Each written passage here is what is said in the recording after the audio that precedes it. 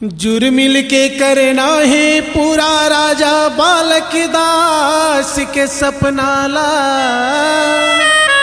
जेकर बचन लाय अपन हृदय मां समाज मन अपना ला। शेर असन जिएला कहे है और सिर उठा के रेंगे बर, झूठ कपट झन राखो तन मां कहे बचन गुरु अजर अमर।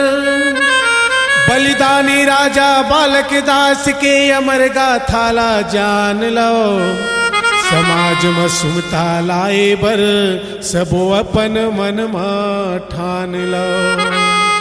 समाज में सुमता जे दिन आही दुश्मन कांप जाही थर थर थर थर। जब आंख उठा के देख दिहाओ तब बैरी के पसीना छूट जाही तर तर तर तर। समाज में एकता बनाए खातिर जान गंवाए राजा बलिदानी, सपना पूरा करना है भाई जरा याद करो वो कुर्बानी। कब तुम पूरा करिया हो राजा बालक दास के सपना, कब तुम पूरा करिया हो राजा बालक दास के सपना। कब तुम पूरा करिया हो राजा बालक दास के सपना, कब तुम पूरा करिया हो राजा बालक दास के सपना। समाज कहे गुलेरी, समाज कहे गुलेरी करके कल्पना, कब तुम पूरा करिया हो राजा बालक दास के सपना, कब तुम पूरा करिया हो राजा बालक दास के सपना।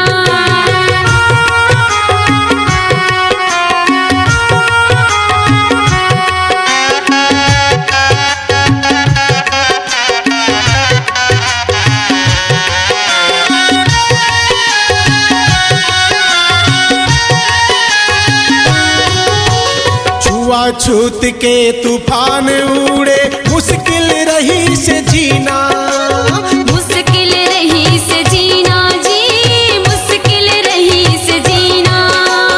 ये मैदान में अकेला कूद गए तान के बाबा सीना, तान के बाबा सीना जी, तान के बाबा सीना। तेरे सत समाज लोहर, तेरे सत समाज लोहर समझी जी अपना, कब तुम पूरा करिया हो राजा बालक दास के सपना, कब तुम पूरा करिया हो राजा बालक दास के सपना।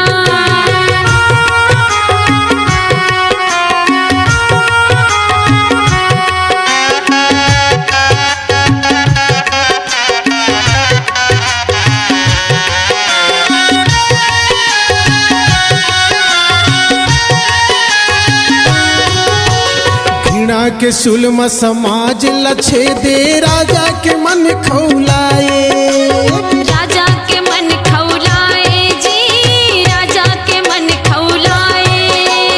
पसीना छूट गए दुश्मन के जब रोटी के छौनी छाए, रोटी के छौनी छाए जी, रोटी के छौनी छाए।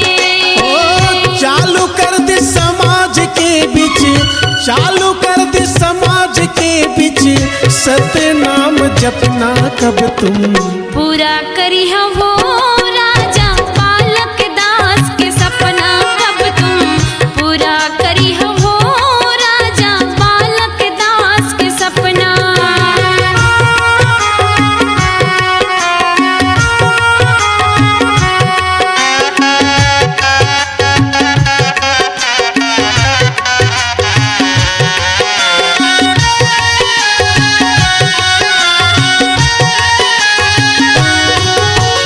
अधूरा सपना पूरा करे बर समाज मन अगुआवा, समाज मन अगवावा जी, समाज मन अगवावा।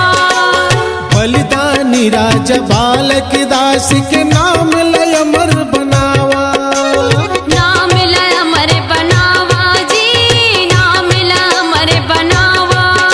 ओ याद करो वो दिन वो, याद करो वो दिन वो, खून के टपकना कब तुम पूरा करी हो राजा बालक दास के सपना, कब तुम पूरा करी हो राजा बालक दास के सपना।